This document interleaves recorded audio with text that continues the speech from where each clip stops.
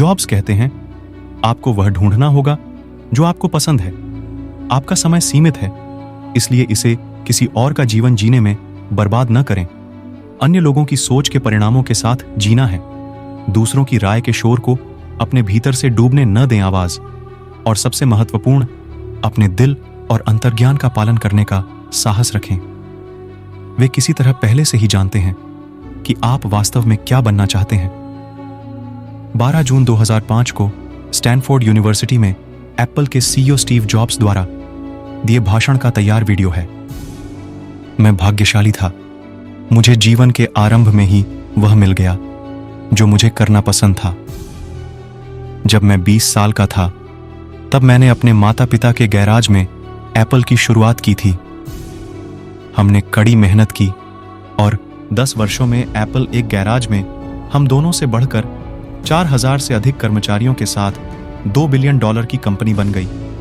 और मैं अभी 30 साल का हुआ था और फिर मुझे निकाल दिया गया। आपके द्वारा शुरू की गई कंपनी से आपको कैसे निकाला जा सकता है? खैर, जैसे जैसे एप्पल का विकास हुआ, हमने अपने साथ कंपनी चलाने के लिए एक ऐसे व्यक्ति को काम पर रखा जिसके बारे में मुझे लगा कि वह बहुत प्रतिभाशाली है। और पहले साल तक सब कुछ ठीक ठाक रहा, लेकिन फिर भविष्य के बारे में हमारी सोच अलग अलग होने लगी और आखिरकार हमारे बीच मतभेद हो गए। जब हमने ऐसा किया तो हमारे निदेशक मंडल ने उनका साथ दिया। इसलिए 30 में मैं बाहर था और बहुत सार्वजनिक रूप से बाहर। जिस पर मेरे पूरे वयस्क जीवन का ध्यान केंद्रित था वह एंड हो गया था और यह विनाशकारी था। मैं सचमुच कुछ महीनों तक नहीं जानता था कि क्या करूं। मुझे लगा कि मैंने उद्यमियों की पिछली जनरेशन को निराश कर दिया है, कि जब यह मुझे दिया जा रहा था तो मैंने बैटन गिरा दिया था। मैं डेविड पैकर्ड और बॉब नॉयस से मिला और इतनी बुरी तरह खराब होने के लिए माफी मांगने की कोशिश की। मैं सार्वजनिक रूप से बहुत असफल था और मैंने घाटी से भागने के बारे में भी सोचा था। लेकिन धीरे धीरे मुझे कुछ एहसास होने लगा। मैंने जो किया वह अब भी मुझे पसंद है। एप्पल की घटनाओं में जरा भी बदलाव नहीं आया। मुझे अस्वीकार कर दिया गया था, लेकिन मैं अभी भी प्यार में था और इस तरह मैंने आरंभ करने का फैसला किया। तब मैंने इसे नहीं देखा था, लेकिन यह पता चला कि एप्पल से निकाल दिया जाना सबसे अच्छी बात थी जो मेरे साथ कभी हो सकती थी। सफल होने के भारीपन की जगह फिर से नौसिखिया होने के हल्केपन ने ले ली। हर चीज के बारे में कम आश्वस्त होना, इसने मुझे अपने जीवन के सबसे रचनात्मक दौर में प्रवेश करने के लिए मुक्त कर दिया। अगले 5 वर्षों के दौरान मैंने नेक्स्ट नाम से एक कंपनी शुरू की, पिक्सार नाम से एक और कंपनी शुरू की और मुझे एक अद्भुत महिला से प्यार हो गया जो मेरी पत्नी बनी। पिक्सर ने दुनिया की पहली computer animated feature film toy story बनाई और अब यह दुनिया का सबसे सफल एनिमेशन स्टूडियो है। घटनाओं के एक उल्लेखनीय मोड़ में एप्पल ने नेक्स्ट को खरीद लिया।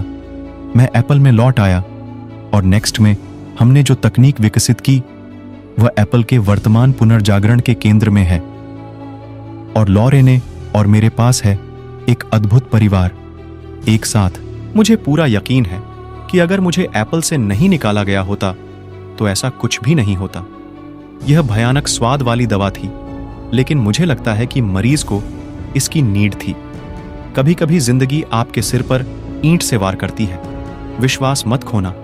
मुझे पूरा विश्वास है कि केवल एक चीज जिसने मुझे आगे बढ़ने में मदद की वह यह थी कि मैंने जो किया वह मुझे पसंद आया। आपको वह ढूंढना होगा जो आपको पसंद है, और यह आपके काम के लिए उतना ही सच है जितना कि आपके प्रेमियों के लिए। आपका काम आपके जीवन का एक बड़ा हिस्सा भरने वाला है और वास्तव में संतुष्ट होने का एकमात्र तरीका वह काम करना है जिसे आप महान काम मानते हैं। और महान कार्य करने का एकमात्र तरीका यह है कि आप जो करते हैं उससे प्यार करें। यदि आपको यह अभी तक नहीं मिला है तो खोजते रहें, समझौता मत करो। दिल के सभी मामलों की तरह जब आप इसे पालेंगे तो आपको पता चल जाएगा। और किसी भी महान रिश्ते की तरह जैसे जैसे साल बीतते हैं यह और भी बेहतर होता जाता है। तो जब तक आप इसे खोज नहीं लेते, तलाश करते रहिए। समझौता मत करो। मेरी तीसरी कहानी मृत्यु के बारे में है। जब मैं 17 साल का था, मैंने एक उद्धरण पढ़ा जो कुछ इस प्रकार था: यदि आप प्रत्येक दिन ऐसे जीते हैं जैसे कि यह आपका आखिरी दिन था, तो किसी दिन आप निश्चित रूप से सही होंगे। इसका मुझ पर प्रभाव पड़ा और तब से पिछले 33 वर्षों से मैं हर सुबह दर्पण में देखता हूँ और खुद से पूछता हूँ, अगर आज मेरे जीवन का आखिरी दिन होता तो क्या मैं वही करना चाहूँगा जो मैं करने वाला हूँ? आज करो। और जब भी लगातार कई दिनों तक उत्तर नहीं आता है, तो मुझे पता चलता है कि मुझे कुछ बदलने की नीड्स है। यह याद रखना कि मैं जल्द ही मर जाऊंगा जीवन में बड़े विकल्प चुनने में मेरी मदद करने वाला सबसे महत्वपूर्ण उपकरण है, क्योंकि लगभग हर चीज, सभी बाहरी अपेक्षाएं, सारा गर्व, शर्मिंदगी या असफलता का सारा डर, ये चीजें मौत के सामने एंड्स हो जाती हैं और केवल वही बचता है जो वास्तव में महत्वपूर्ण है।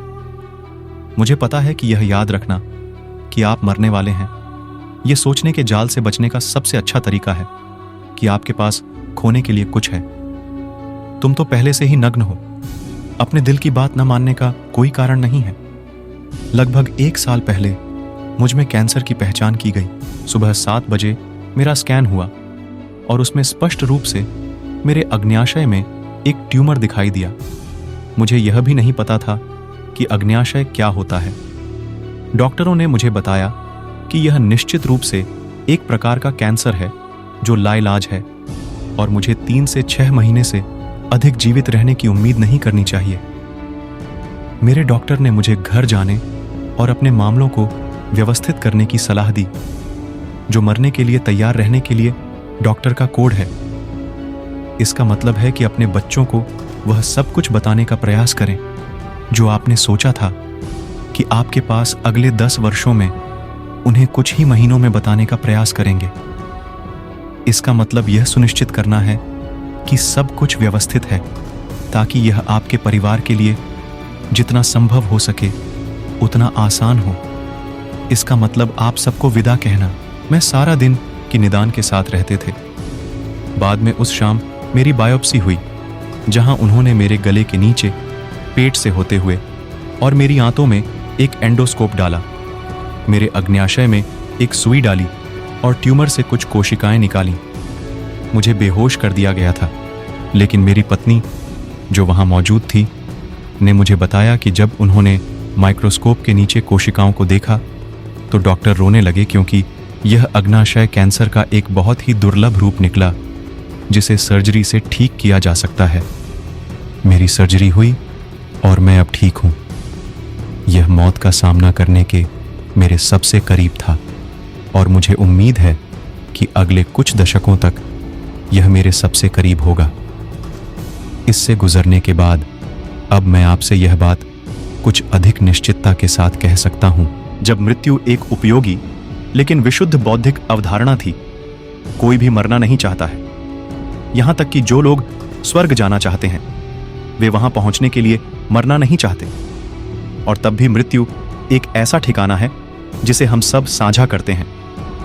इससे कोई भी नहीं बच सका है और यह वैसा ही है जैसा होना चाहिए, क्योंकि मृत्यु जीवन का सबसे अच्छा आविष्कार है। यह जीवन का परिवर्तन कारक है। यह नए के लिए रास्ता बनाने के लिए पुराने को क्लियर करता है। अभी आप नए हैं, लेकिन अब से कुछ ही देर बाद आप धीरे धीरे पुराने हो जाएंगे और दूर हो जाएंगे। इतना नाटकीय होने के लिए क्षमा करें, लेकिन यह बिल्कुल सच है। आपका समय सीमित है, इसलिए इसे किसी और का जीवन जीकर बर्बाद न करें। हठधर्मिता में न फंसें, जो अन्य लोगों की सोच के परिणामों के साथ जीना है। दूसरों की राय के शोर में अपनी आंतरिक आवाज को दबने न दें। और सबसे महत्वपूर्ण, अपने दिल और अंतर्ज्ञान का पालन करने का साहस रखें। वे किसी तरह पहले से ही जानते हैं कि आप वास्तव में क्या बनना चाहते हैं। बाकी सब गौण है। जब मैं छोटा था तो डेड होल अर्थ कैटलॉग नामक एक अद्भुत प्रकाशन था, जो मेरी जनरेशन की बाइबल में से एक था। इसे यहां से कुछ ही दूरी पर मेनलो पार्क में स्टीवर्ट ब्रांड नाम के एक व्यक्ति ने बनाया था और उन्होंने इसे अपने काव्यात्मक स्पर्श से जीवंत कर दिया। यह 1960 के दशक के उत्तरार्ध में था। पर्सनल कंप्यूटर और डेस्कटॉप प्रकाशन से पहले, इसलिए यह सब टाइपराइटर, कैंची और पोलेरॉइड कैमरों से बनाया गया था। यह गूगल के आने से 35 साल पहले पेपरबैक रूप में गूगल की तरह था।